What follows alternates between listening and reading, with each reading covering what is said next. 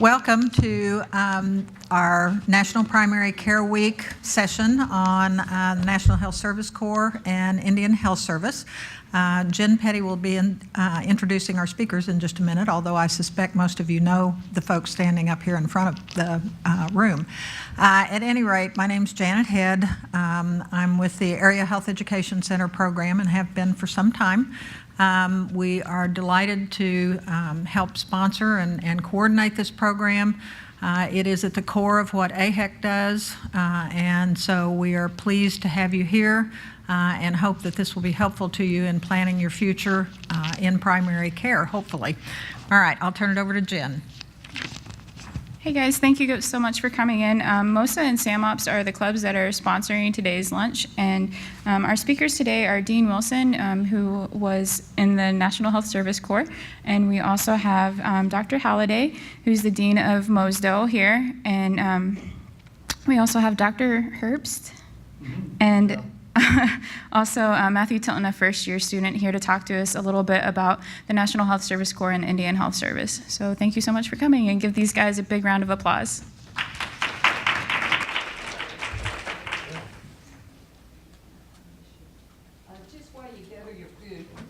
Thanks, Jen. Just while you gather your food, I think just a quick video to maybe give you a little bit of the mood of National Health Service Corps and Indian Health Services opportunities.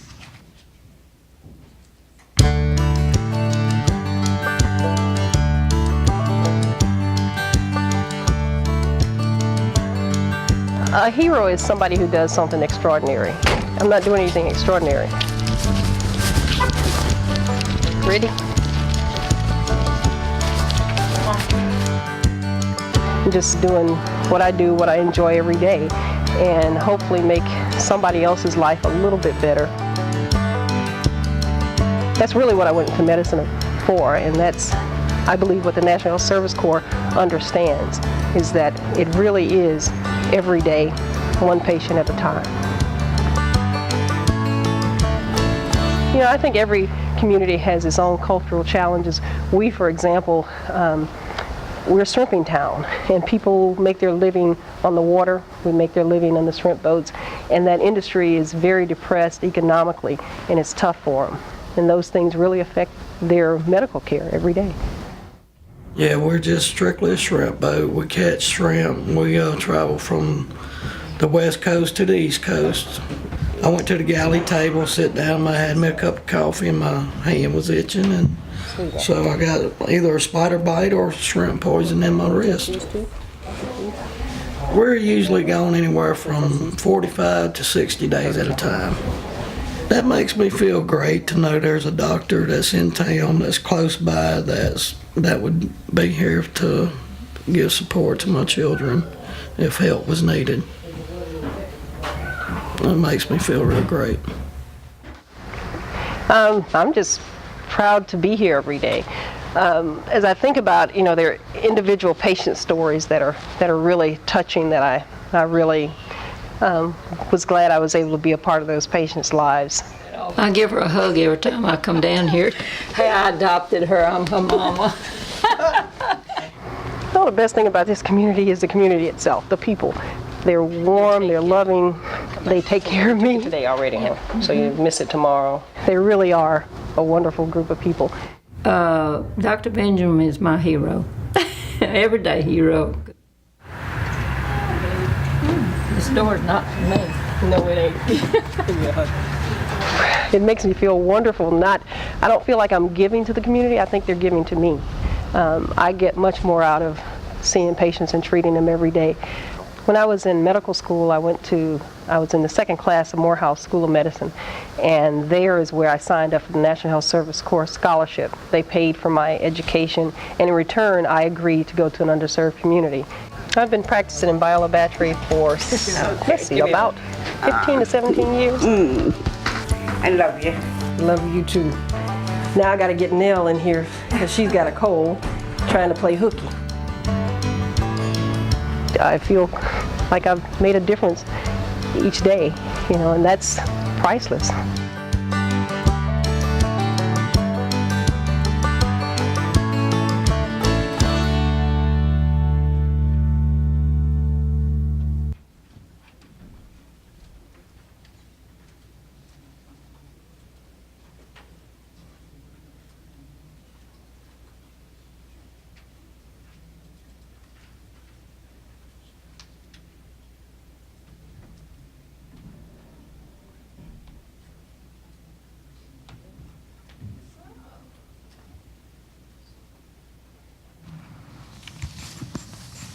All right. Can you hear me okay? And I want to stay out of your field of vision here a little bit. So anyway, hi. Thanks for being here. We're really excited to be able to tell you a little bit about National Health Service Corps, and then Dr. Halliday will talk to the Indian Health Service.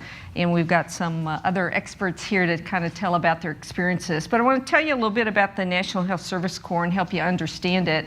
Number one, I'd like to say it's a great opportunity. If you're someone who has an interest in primary care and really wants to do what I think so many of us wanted to do when we came to medical school, is really serve the patient population that needs us most. The National Health Service Corps is a great thing to explore and look at as you transition from student to resident to physician.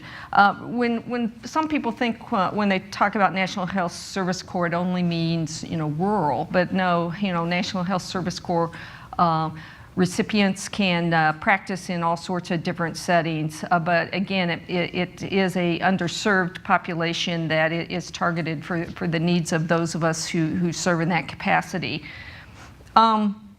So it might be rural, it might be an urban area, it might be frontier opportunities. I don't know how many of you are in the Wilderness Club and got to hear Dr.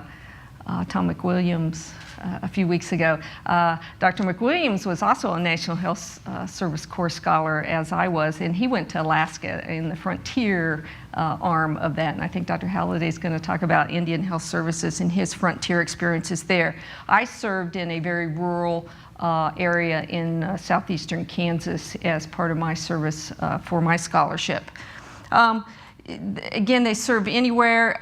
They serve in what are called HPSAs, Health Professional Shortage Areas. So again, if you are open to the possibility of going where you're most needed, you would look at the designated sites which would have a HPSA score that would qualify for a need area. And again, that might be urban, it might be rural.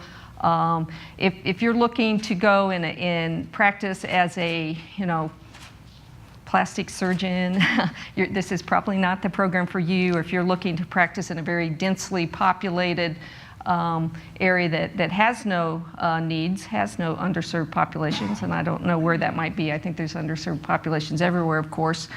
Then that might not fit. But if you're willing to go to geographic areas and work with populations that need us most, this might be the program for you.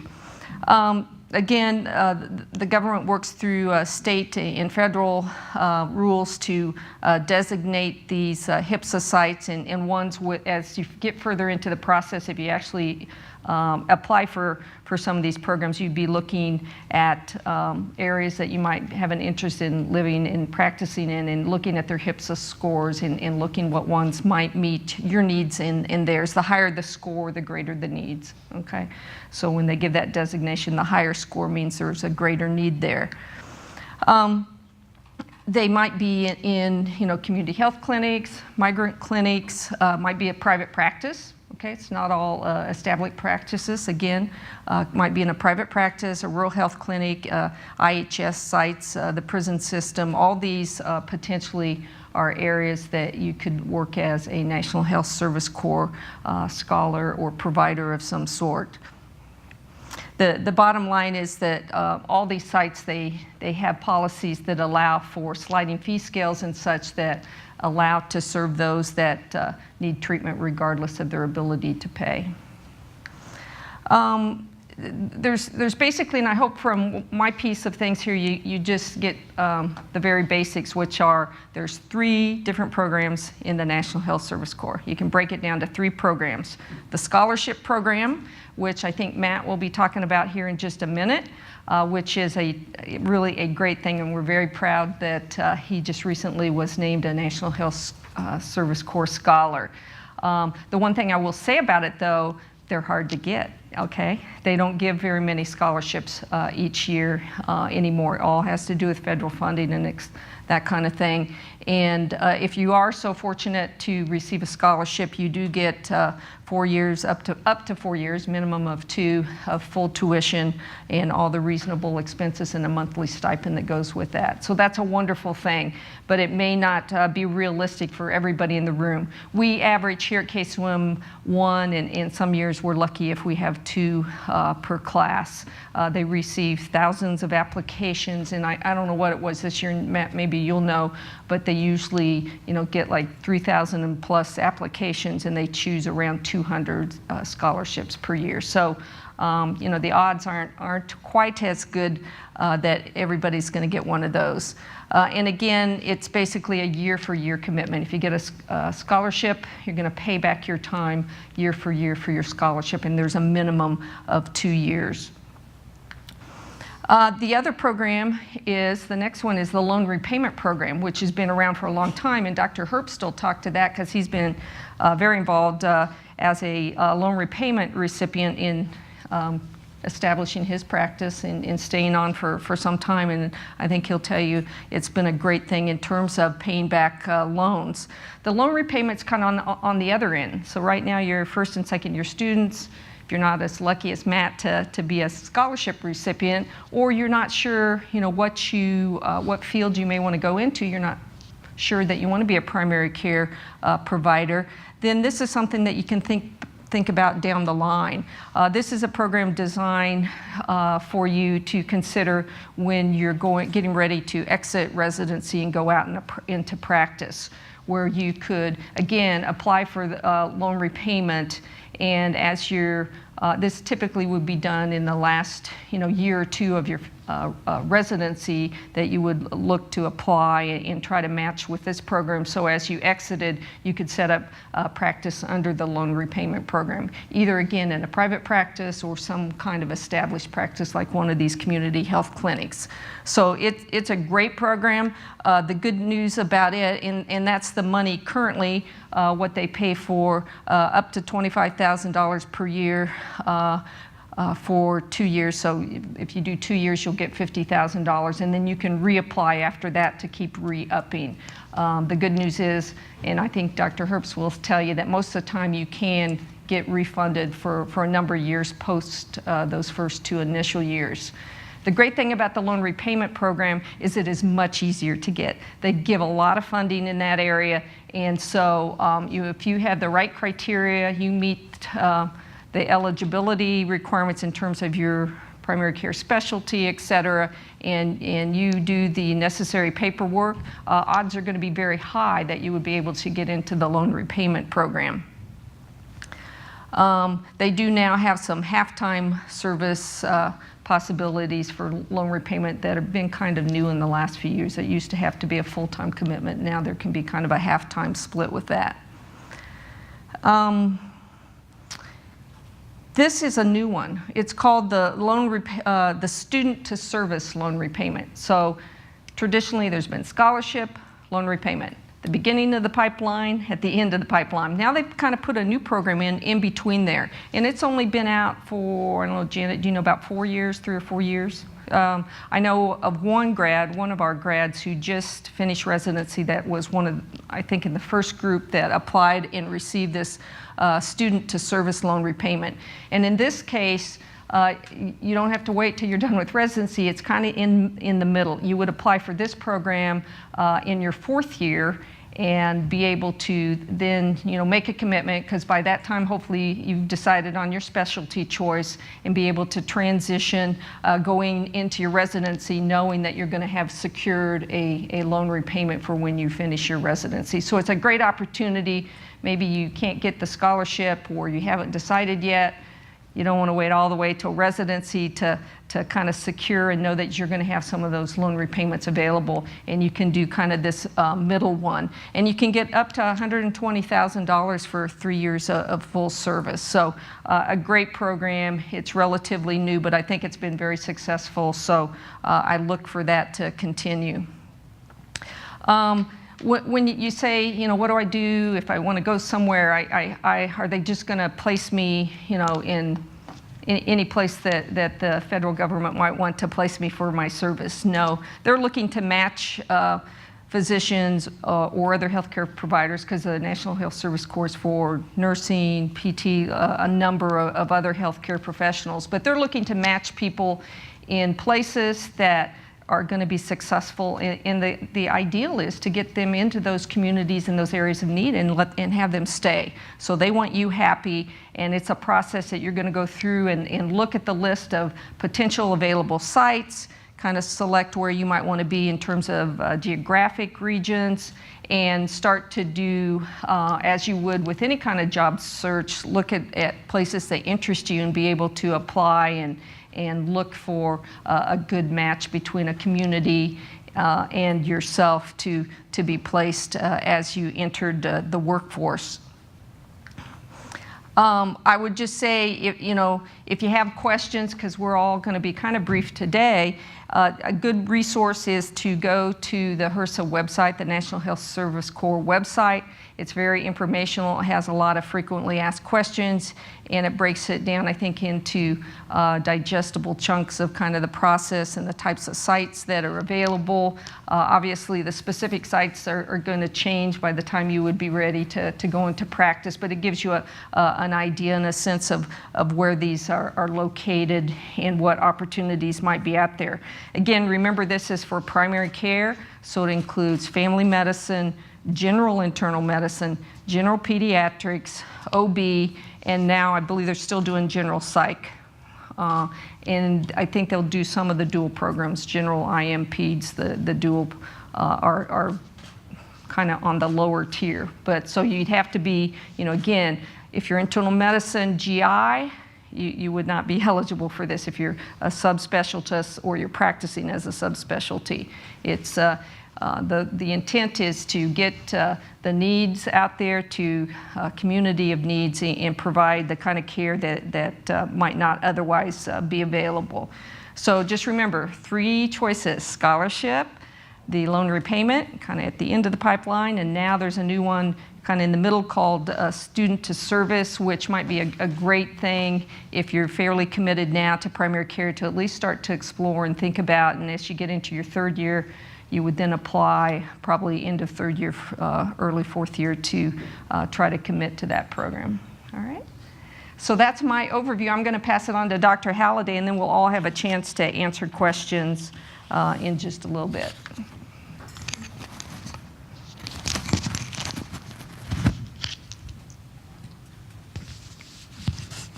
Okay, thanks, Dr. Wilson. I'm not sure if these slides will come up automatically or. Oh, okay, thanks.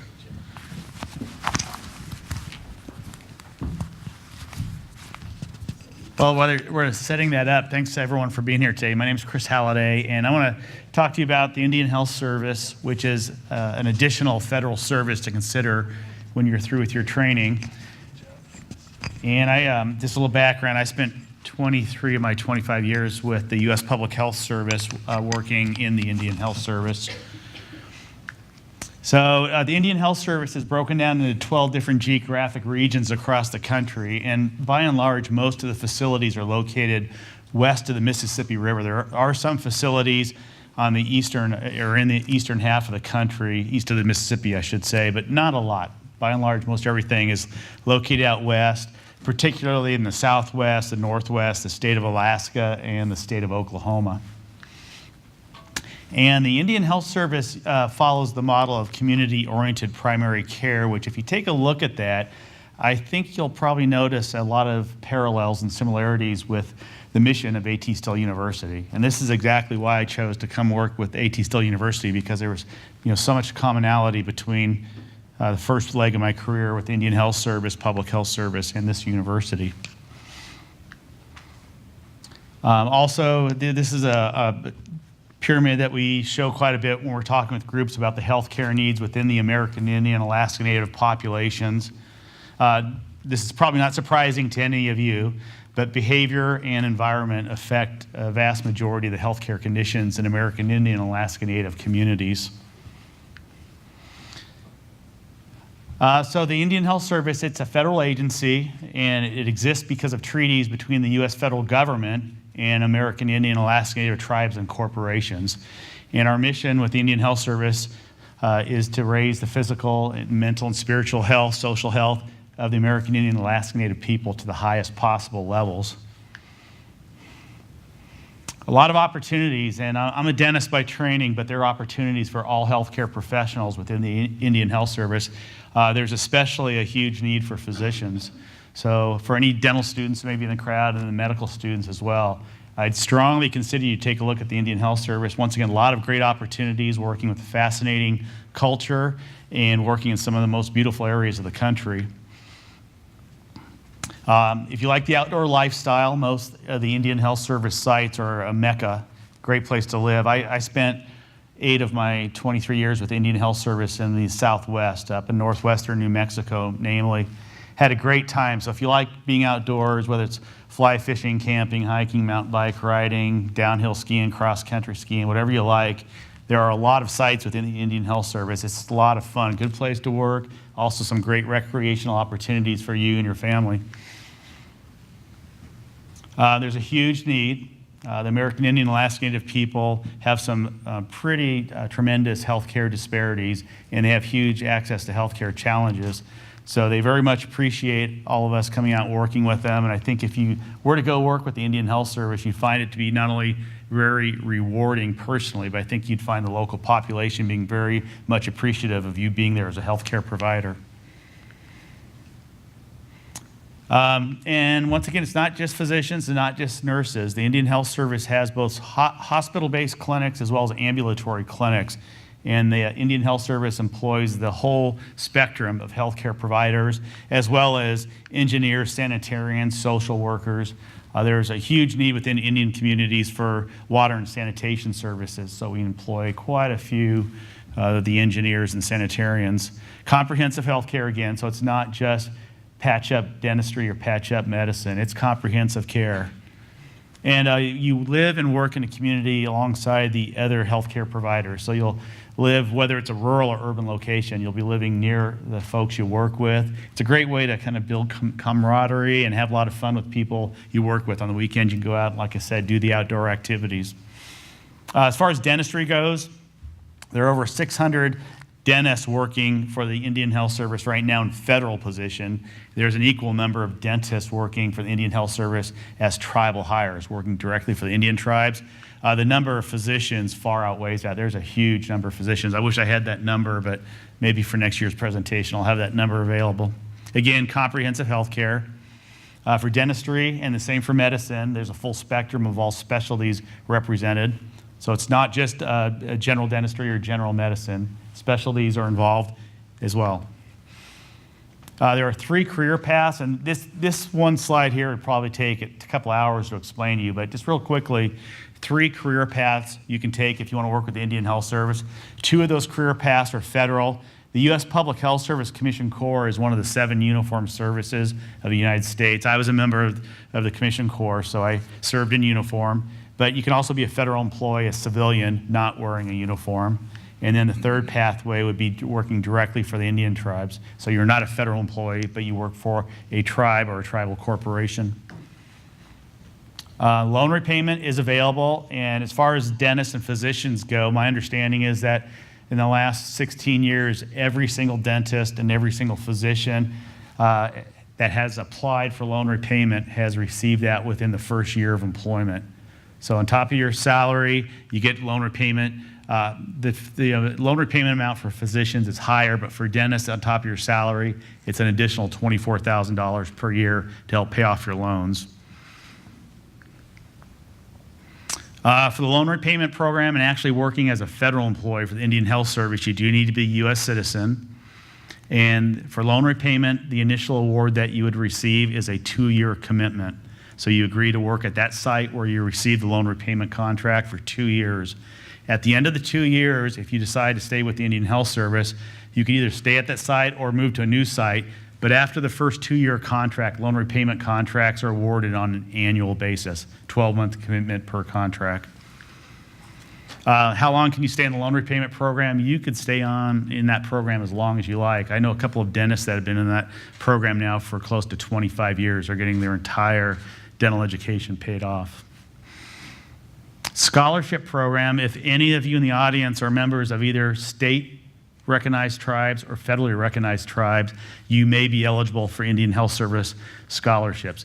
Generally speaking, for your medical school or dental school training, you would need to be a member of a federally recognized Indian tribe. But if you're a member of a state recognized tribe, you may be also eligible, I shouldn't say also, you may be eligible for some of the preparatory work, your undergraduate work that prepared you for medical school and dental school. And I know that's confusing, but if you're a member of a tribe and you want to come talk to me later, I can try to explain it in more detail. There are also great externship programs while you're in your training. So for medical and dental students, the Indian Health Service does have a limited number of sites available that will sponsor you to come out during your training, and you can work for approximately 2 weeks. Okay, what are the facilities like? People tell me, well, I hear, it's Indian Health Service. Are you working out of a trailer? Are they really shabby conditions? Not at all. The Indian Health Service has spent a huge amount of money for constructing hospitals as well as ambulatory clinics. They're very nice facilities. They're located in remote sites, rural sites, as well as urban sites. So they're not all out in rural America. Just to give you a few examples, an example of a remote site would be Pawnee, Oklahoma, small town near Tulsa. A remote site would be somewhere like Barrow, Alaska, which was my hometown for 3 years. So it's right there at the very tip of the state of Alaska. That's about as extreme as you can get within the Indian Health Service for remote sites. And another rural site would be Lame Deer, Montana. Again, these facilities are beautiful. This is the hospital up in Lame Deer. That's the interior of the hospital there. Very, very nice facilities. And then this is a new hospital in Fort Defiance, Arizona, which is about an hour drive north of Gallup, New Mexico. I worked right near this clinic, about 2 miles away for 6 years. So that's a really nice area.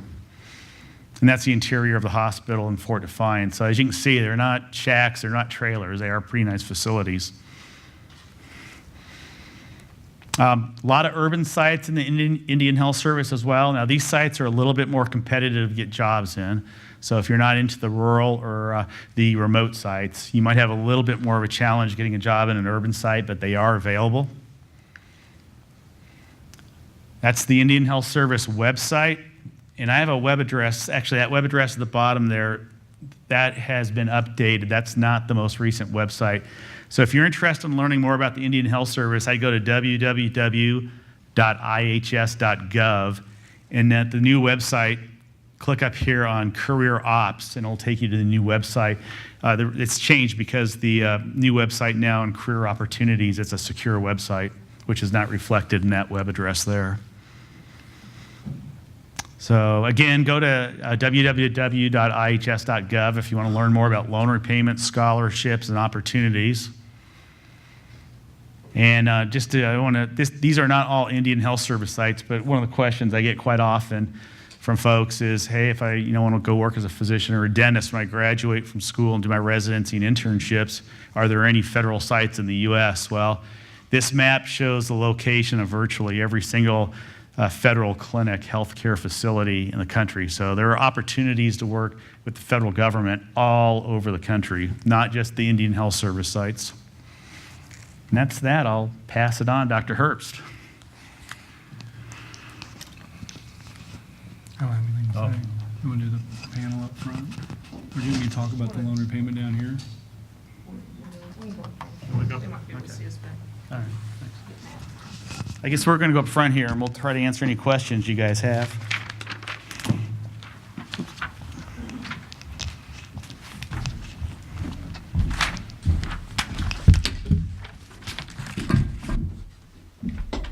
Let me start out by telling my loan repayment. We'll let Matt. This one's off. I'm here so I can tell you about my experience in the loan repayment program. I graduated from UMKC Dental School and went into private practice as a dentist, and did that for a couple years and realized that my student loan debt was pretty overwhelming and I was having trouble paying it back. So I looked into doing the loan repayment program. A friend of ours that we went to school with, my wife and I, was doing the program, and we thought we would get our loans paid down a little bit and then maybe start our own practice eventually. And we found a classmate of mine was the dental director up here in Kirksville and got hooked up through some friends. And I came and visited and realized this looked like a great place to go to. Looked to be a nice town to practice in, and I needed to get my loans paid down. So we came here, and you have to get, for the loan repayment program, you have to be employed by a center that has a HPSA score, or you have to be under contract for that. So I actually was hired on and then applied for the program and received the money the first year. And like Dr. Wilson said, it's not difficult to get it. As long as the funding's there and you meet the requirements, you're probably gonna get it. So I got it in '03, and I did the program, stayed here the whole time, and I paid off my loans completely last year, I believe it was, and it was around $200,000 that I was able to receive from the National Health Service Corps. So I guess the point that I would like to make on it, it's an excellent program. And what is really nice also is there's a lot of nice facilities, a lot of nice towns. And, you know, I figured I'd come here and do 3 or 4 years and pay down my loans and we'd take off and do something different. But it's a really great community and great towns that you go, and nice people, nice patients, and you really become part of that community and become involved. And so we're here this long and had 3 kids since then, and we don't plan on leaving. So the loan repayment program has been excellent for me, and it worked out really good because I wasn't sure what I was going to do when I was in school or where I was going to go. And that's why I like it and why it works so well for me. Matt, you want to talk about scholarship?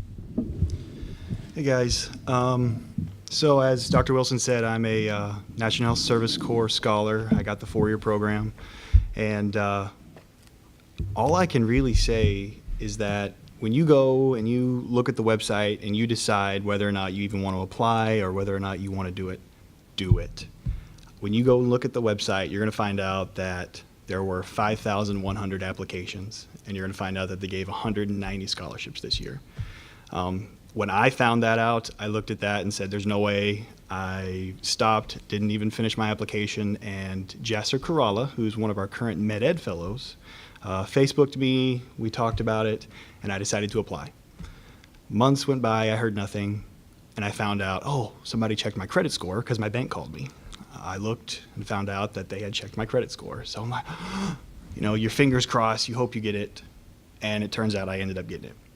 When you are looking at yourself and saying, because I know right now you're looking at me and thinking, how did that guy get it over other, because that's exactly what I'm thinking too, but I know that's what you're thinking.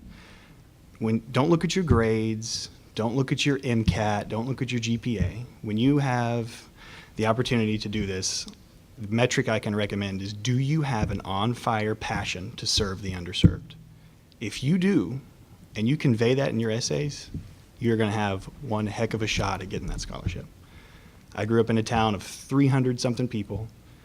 When we said we went to the doctor, we meant the one doctor that we had. I have an on-fire passion for the underserved, and I love this program. It has taken such a load off my chest because I thought I was going to have a ton of debt and I was going to go and make no money as a family practice physician doing house calls, and that's what I wanted to do. I knew that's what I wanted to do. That's why I came to med school. If that's you, get a hold of me. I will help you apply to this program. You're going to fill out an application just like a COMIS, answer a bunch of questions, and you're going to write 3 essays. Those essays are your only chance to tell them what you want out of your career. Look over those essays over and over and over again. We are lucky enough that we are a DO school, and a lot of those questions the National Health Service Corps asks you are very similar to what this school asks us. Guys, I am nothing special. If you've been in class with me, you know that. This is an achievable goal. Don't let those numbers scare you. Buck up. You have till spring is when the application opens up. I recommend get out there and serve the best you can. I know we don't have any time, I'm well aware, but find something to do because that's what they look at. They look at your essays, they look at your service. If you have good grades, that's awesome. And they want to know that you're committed to underserved communities. If you can do that, I think you'll get it, because I did. And like I said, I promise you, I'm not a rock star in any way, shape, or form. But it's definitely doable. I mean, we have Jasser got one. Someone else got one with him too, right? Yeah. Who's that? Brian Rhodes. I mean, they're out there and they can be given to this community. And this school is known for primary care and putting out people that care about communities. And they know that. Tracy McClintock will tell you this school has a really good record for National Health Service Corps scholars. If you guys want any questions for me, ask me now, find me, Facebook me. I recognize most of you. Pull me aside and we'll talk about it. I will help you prep your app, whatever you want. That's all I got. Boy, I can see why they chose you, Matt. You're awesome. You do have that passion, and that's exactly right. That's what they're looking for. People that really, this is their passion and how they want to serve their patients.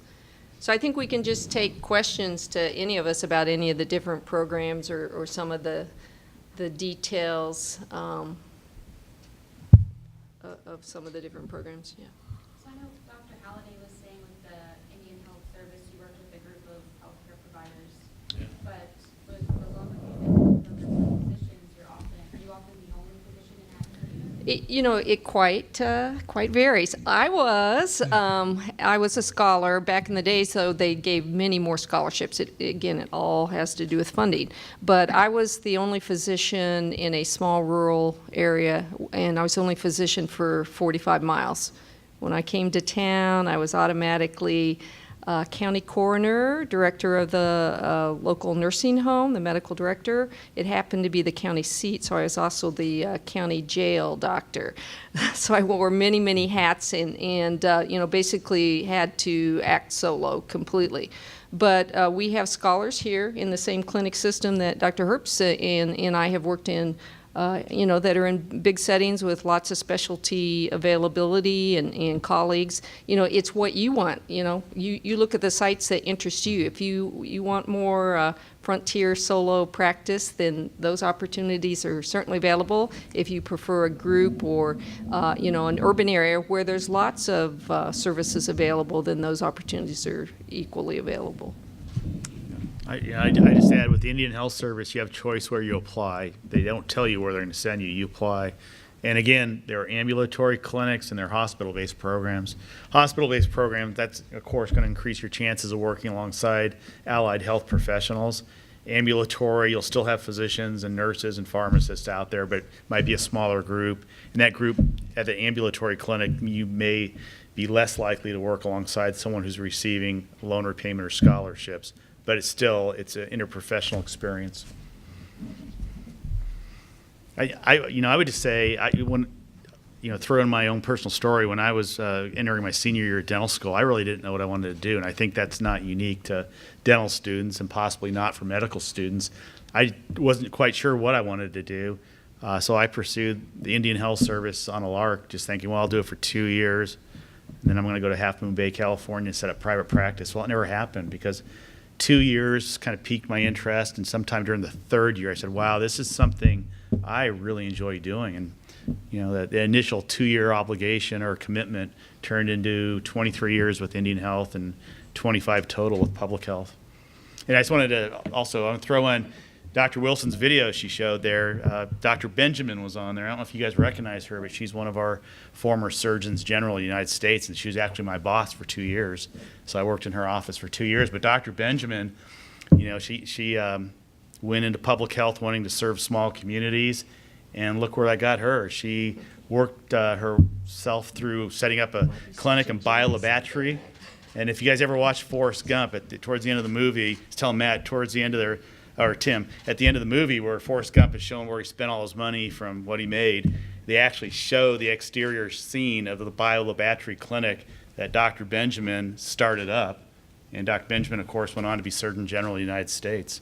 So there's all sorts of opportunities for people that may go into public health thinking, I'll do this for a little while, but I'm not sure I want to do it long term. And some pretty cool things can happen.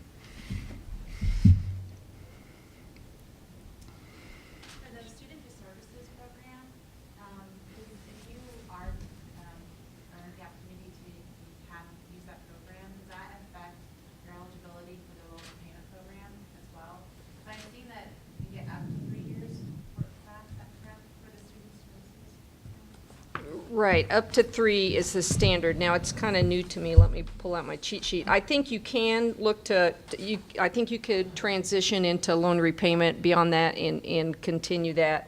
I know that we had a dentist that worked with us, that she was a scholar, and then she got onto the loan repayment program after her commitment for the scholar was up. I'm not sure about this other program, but I would assume it's similar to that. It just says they may be able to apply for additional funding. So I think it's much like the other loan repayment program. You just decide earlier in the pipeline, and that you can continue. You could sign in for additional years of service and funding.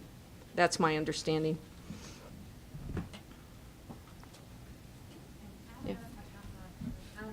So does the census score affect the amount of money that you earn? Like if you go somewhere extremely rural, you have potential to earn more closer up to that mark of repayment, or is it just across the board, no matter where you go, you all get the same amount? Yeah, and I can have these slides posted somewhere. On one of the slides, if your HPSA score is above 14, it's $25,000 a year. If the HPSA score is below 13, it's $15,000 a year. So that's the only caveat. And again, this is, for the loan repayment. Obviously, you're going to be making your salary and your money on top of that. So, other questions?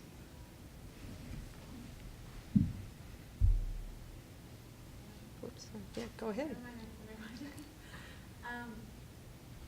you are interested in doing the loan repayment program, you know you're going to be going into a pretty rural area. During your training through 3rd and 4th year and also residency training, what are some things that future physicians can do to kind of prepare themselves for that autonomy? Like you had said, you were the only physician, like you wore many hats during your time there, and so what are some things that you can do to help prepare us for that possibility of utilizing, being more than one asset in the community? Wow, good question. that's a good question.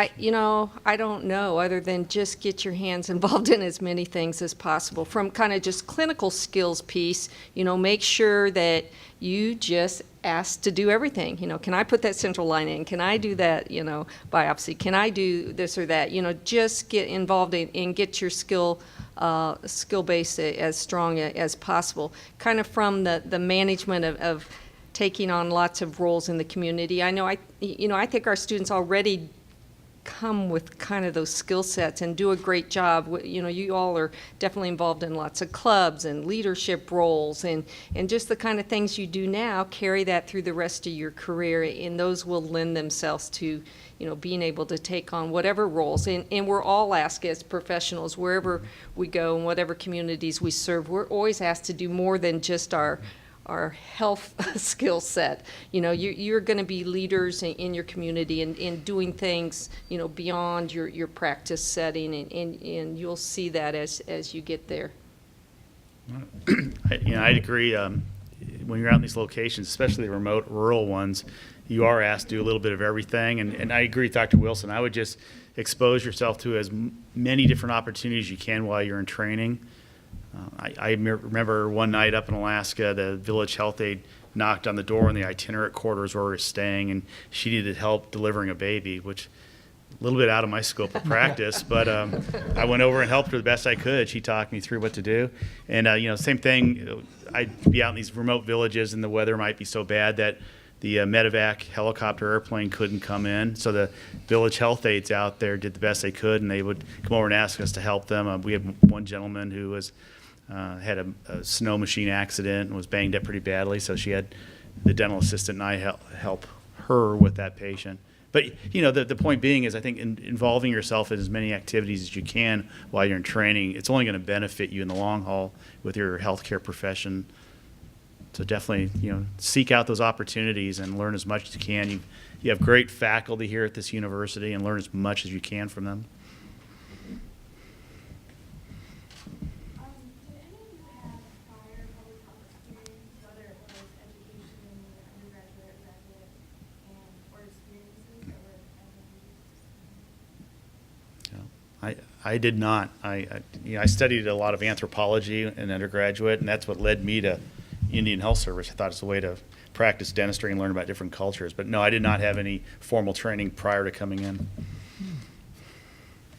Me neither. Yeah. No.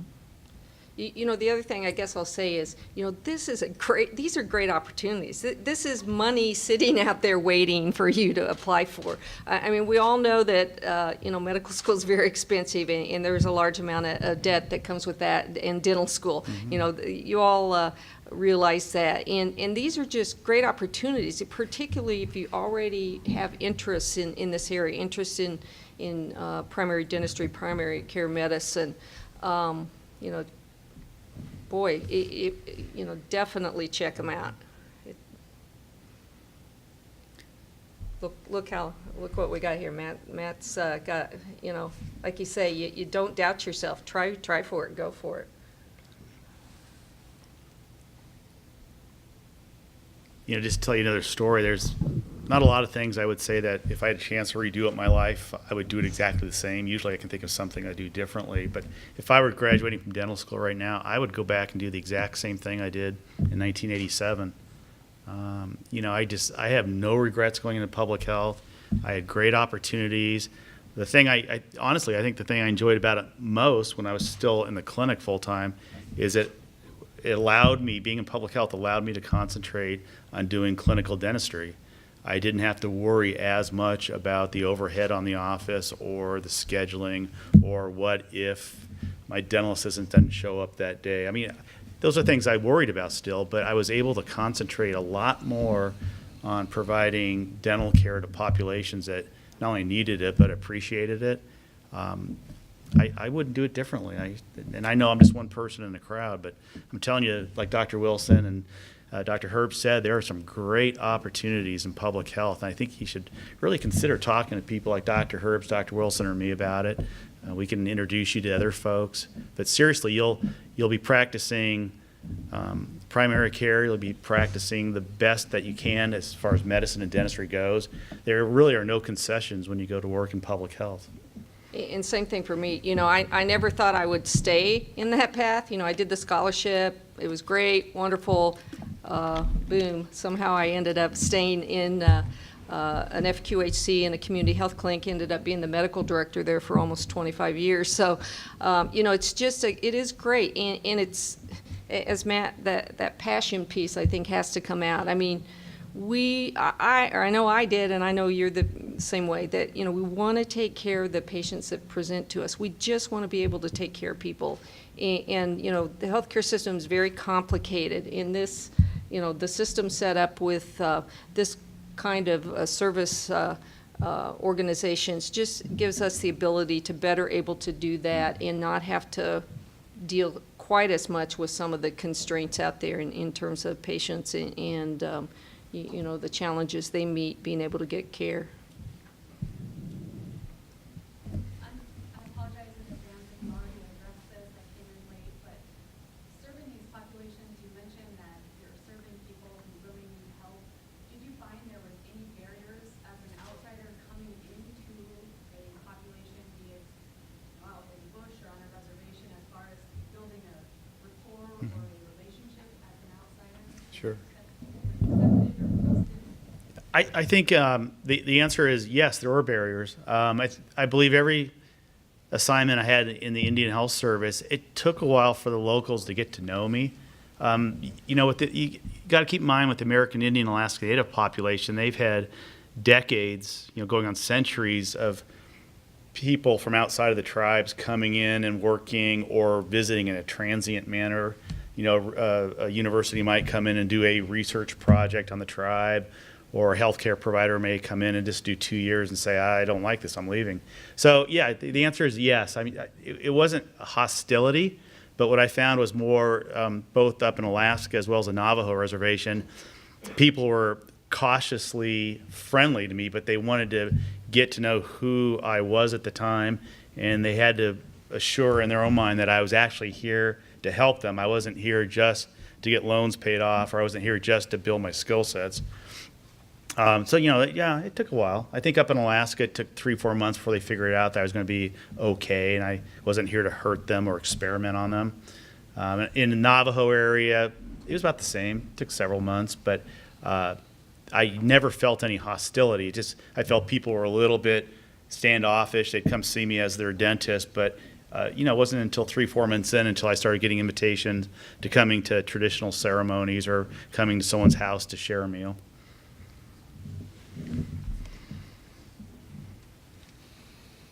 Any other last questions or comments from Matt or Dr. Herbst? I think it's a great program. It's, I didn't know how passionate I was about public health until I started doing it. And so to come and help out people and get the loans paid back, it's kind of like winning the lottery. Let's give these folks a round of applause. Thank you.